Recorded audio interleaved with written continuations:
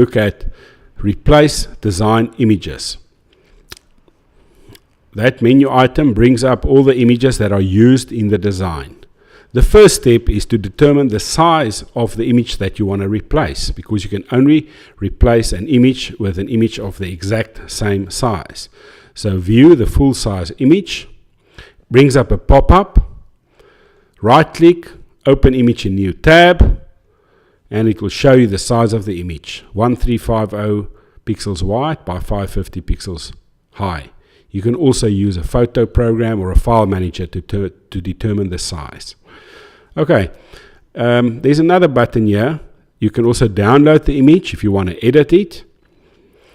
And if you want to replace the image, we do this, upload a new image. Okay, so choose the image, upload it. There's the new image. We can publish to make sure. We can super republish there to make sure. Then the image should in theory be on the website. However, there is a small trick with Google Chrome in that it caches the images.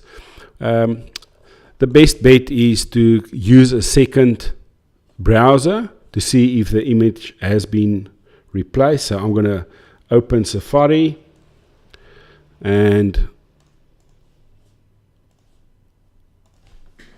see if the image has been replaced in Safari. So let's do that, and we'll see the image of the lady in the slideshow.